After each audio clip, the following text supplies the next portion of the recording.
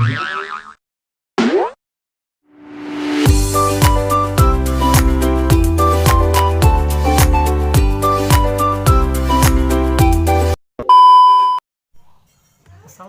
warahmatullahi wabarakatuh. Perkenalkan, nama saya Iskandar dari kelompok 1 Mikrobiologi dengan ditemani oleh rekan-rekan saya yang bernama Lia Sania Nurhaulia, Jesse Mustika Purnama, dan Mita Amalia. Di sini kami akan memaparkan jurnal tentang studi pilot untuk pengobatan infeksi kulit mikrobial yang disebabkan oleh bakteri Pseudomonas aeruginosa, bakteri yang tahan antibiotik pada manusia dan hewan, oleh N.D. Glaser. Nah, jadi Pseudomonas aeruginosa itu merupakan bakteri yang patogen gram negatif.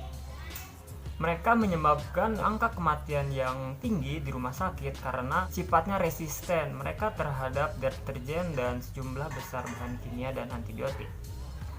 Nah, sedangkan untuk bagaimana infeksi kulit mikrobial yang disebabkan oleh bakteri ini, proses cedera luka melalui beberapa tahap, yaitu vasodilatase, interleukositosis, pembentukan nanah, kemudian penyembuhan.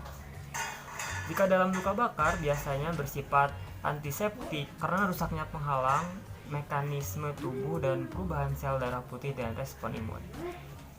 Penelitian ini sendiri bertujuan untuk menghilangkan infeksi luka dan luka bakar Penelitian ini bertujuan untuk menghilangkan infeksi luka dan luka bakar pada kulit yang disebabkan bakteri yang tahan antibiotik Pseudomonas aeruginosa menggunakan teknologi laser, ND dan laser RIA, dan membandingkan mana yang lebih baik untuk teknologi antibiotik atau laser. Metode kerja yang dilakukan pada penelitian ini yaitu sebelum ke metodenya itu, pada penelitian ini dilakukan koleksi sampel. Nah, koleksi sampel ini didapatkan dari 25 swab yang dikumpulkan dari pasien yang menderita peradangan luka, luka bakar, dan luka bakar pada kulit yang mengunjungi Rumah Sakit Yarmouk dan Kazmia di Baghdad. Selain itu juga dari Rumah Sakit Al-Husain dan Rumah Sakit Medis di Karbala. Nah, pasien ini adalah pasien yang telah diobati dengan berbagai jenis antibiotik namun tidak sembuh. Selain itu juga, koleksi sampel ini didapatkan dari 75 swab dari peradangan luka sapi, kambing, anjing, dan kucing yang dibawa ke klinik hewan di halaman Anden di Baghdad, dan dari 2 rusa di kebun binatang di Baghdad.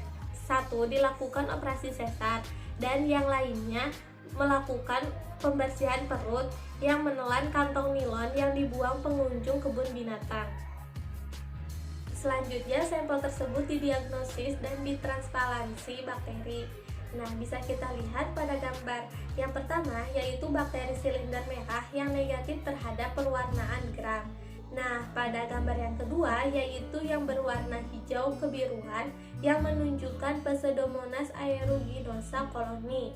Nah, gambar yang ketiga yaitu koloni dari Pseudomonas aeruginosa pada agar darah.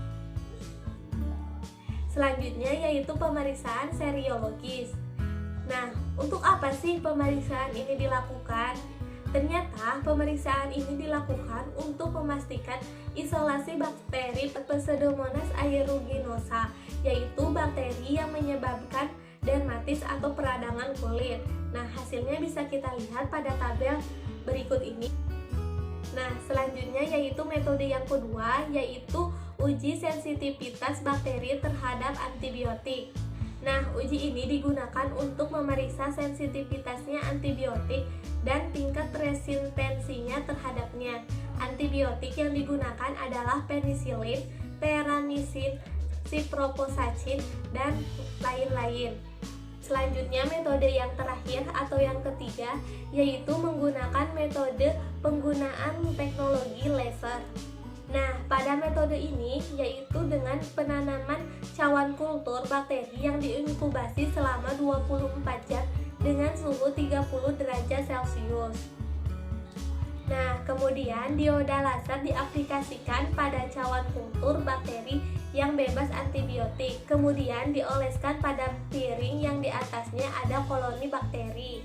Nah, pada pengaplikasian laser ini yaitu dengan interval 1-6 menit. Kemudian adanya antibiotik dengan laser bersama untuk periode waktu 1-6 menit. Salah satu karakteristik yang dimiliki oleh bakteri Pseudomonas aeruginosa adalah resistensi terhadap antibiotik. Hal ini disebabkan karena adanya pompa yang terletak di tingkat membran sel yang memompa beberapa obat termasuk antibiotik keluar sel. Berdasarkan gambar keempat dan kelima dapat kita ketahui bahwa antibiotik yang paling efektif yaitu gentamisin dan amikasin. Selanjutnya pada gambar yang keenam, laser kemudian diradiasi dengan panjang gelombang 532 nanometer dengan gaya 200 MAW pada kultur mikroba koloni bakteri. Hasilnya adalah ketika laser diaplikasikan selama 1 menit, sensitivitas bakteri terhadap laser sangat rendah, sedangkan resistensinya sangat tinggi. Nah, selanjutnya untuk gambar yang ketujuh, ketika waktu digandakan menjadi 3 menit, sensitivitasnya lebih tinggi dan resistensinya berkurang seperti yang ditunjukkan pada gambar nomor 7. Selanjutnya pada gambar nomor 8 dapat kita lihat terjadi kematian pada saat waktu digandakan menjadi 6 menit. Selanjutnya pada gambar nomor 9 menunjukkan respon lemah Pseudomonas aeruginosa terhadap laser dengan adanya antibiotik saat terkena radiasi laser selama 1 menit. Selanjutnya gambar yang ke-10 menunjukkan meningkatnya respon antibiotik saat terkena radiasi laser dan menggandakan waktu paparan menjadi 6 menit. Selanjutnya gambar ke-11 menunjukkan meningkatnya respon menjadi 100%. Nah, berdasarkan hasil penelitian kami menemukan bahwa kemampuan membunuh bakteri meningkat saat menggunakan laser dengan tablet antibiotik. Kombinasi pengobatan antibiotik dan terapi laser bersama-sama lebih kuat daripada penggunaan antibiotik saja atau laser saja. Kemudian untuk kesimpulannya, di mana hasilnya itu menunjukkan bahwa bakteri Pseudomonas aeruginosa dalam penggunaan laser saja, yaitu dengan panjang gelombang dan kekuatannya untuk periode waktu yang telah ditentukan, dan juga dalam kasus penggunaan antibiotik saja hasilnya tidak maksimal, di mana bakteri Pseudomonas ini tidak terbunuh. Sedangkan bila kombinasinya yaitu antara pengobatan antibiotik dengan laser, nah hasilnya itu terbaik karena si bakteri ini mulai melemah dan juga meningkatkan terhadap kepekaan dengan antibiotik bila menggunakan laser selama 1 menit, dan kehadiran antibiotik serta bakteri ini akan dilemahkan. Nah, yang dilemahkan ini akan semakin banyak dan membunuh sekitar setengah dari jumlah koloninya. Kemudian ketika cahaya laser yang ditumpahkan selama 3 menit dan penggunaan antibiotik serta sensitivitas bakteri terhadap antibiotik meningkatkan menjadi 100%, di mana bakteri terbunuh dan tereliminasi semua koloninya bila menggunakan antibiotik dan penyinaran laser selama 6 menit dalam 1 kali. Selanjutnya, penggunaan antibiotiknya itu menggunakan antibiotik, yaitu diantaranya ada penisilin, kemudian teramisin, ciprofloxacin, Azacta, Maxifim, cefalexin, amikacin, gentamisin, dan hasilnya itu yang lebih baik itu menggunakan antibiotik gentamisin daripada antibiotik yang lainnya, yaitu misalnya amoxicillin, penicillin, dan yang lainnya.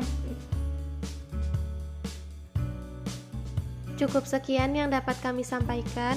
Semoga bermanfaat. Terima kasih dan wassalamualaikum warahmatullahi wabarakatuh.